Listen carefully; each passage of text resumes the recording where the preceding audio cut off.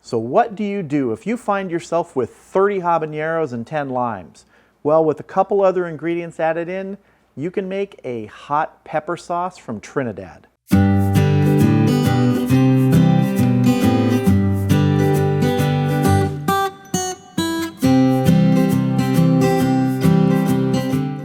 That's right, I'm going to be making a pepper sauce that originates in Trinidad. That's what I understand. This is a recipe that comes from my friend Russell's wife's mother. Yes, you heard that right.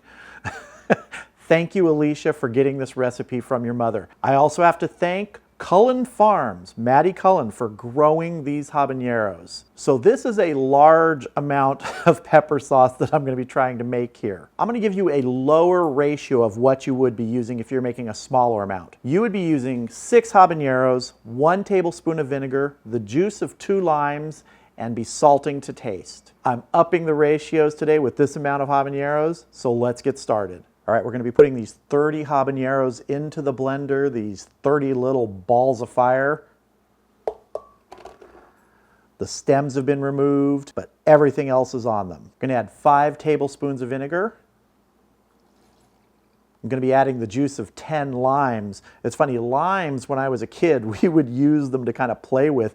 We would use them like golf balls in the front yard with little golf sticks. And one time we even used them as ping pong balls, trying to play ping pong, and that was messy, let me tell you. So we're adding the juice of 10 limes.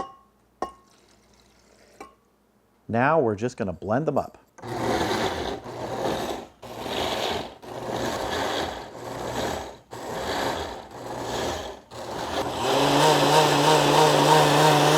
Now we're going to salt to taste, which means I have to actually taste this fire from this thing. I've never made this before. I just told Russell's wife I was going to make this. I'm going to use it. I'm a little frightened. I mean, that's 30 habaneros in there. Oh my God. Whoa.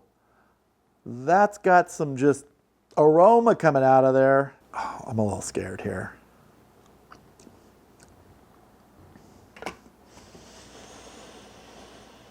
I have no idea if it needs salt. I know that I need something. I don't know what it is. I think I'll add some salt to it because you're supposed to salt to taste, and salt probably is going to be good in it. I'm going to put a generous pinch of salt in here. Maybe a second one. Maybe it'll cool it off. I'm going to mix it up a little bit more now. I should probably taste this again to make sure that it has enough salt.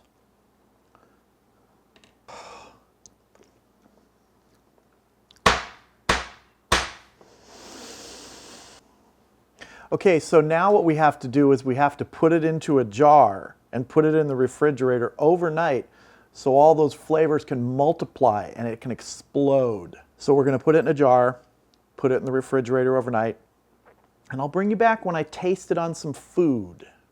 That's if my tongue and the inside of my mouth has healed.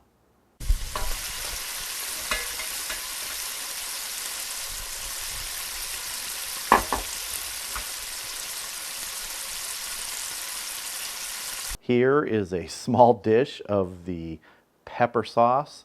It has been in the refrigerator overnight, and I've just made a breakfast sandwich that I am going to use to taste this pepper sauce. Now, straight out of the blender when I tasted it before it went in the refrigerator, it was flaming hot. The hottest thing I've ever tasted.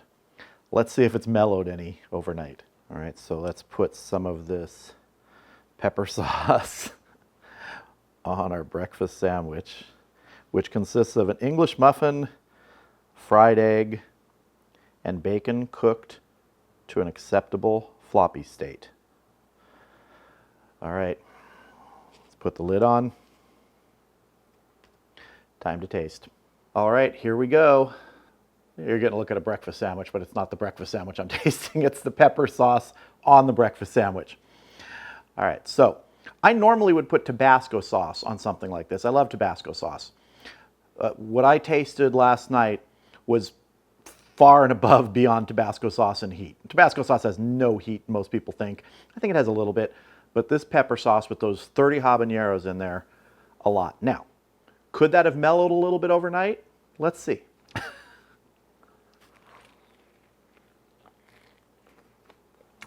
little bit of heat there, but you know what? It has mellowed, and it has a really nice flavor. I like that. Let me get in there for some more. I gotta say, I'm a little bit surprised. There's definite heat there, but it is no longer the hottest thing I ever tasted. It's just got an amazing flavor in there with those peppers. But I'm gonna add some more. A little bit in my spoon. Gonna drizzle some right on here.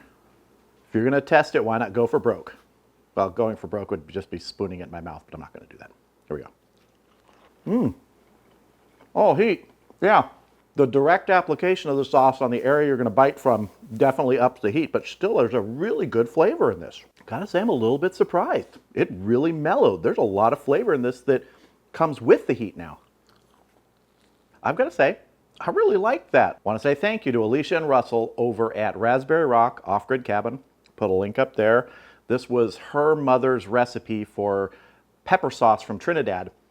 It is really good. Super hot right out of the blender, but man, it mellows when you put it in the refrigerator overnight. And I'm wondering if you leave it in there for like a week or so, what it's going to be like. Now, I don't know how long it would last in the refrigerator. You know, I'm thinking no more than a couple of weeks. Could go longer. It's got vinegar in there, but I'm not sure. So if you like some heat, but with a lot of flavor, I'd say go for this pepper sauce recipe. Totally easy to make if you can get your hands on 30 habanero peppers. You can dial the recipe down and ratio it down. You don't need that many. I just wanted to make that larger batch, and I had those great habanero peppers. I hope you enjoyed this video. Feel free to check out some of the other videos on my channel and consider subscribing. And if you do, click that bell for notifications. Thank you all for watching. I hope you have a great day. I'll see you again soon.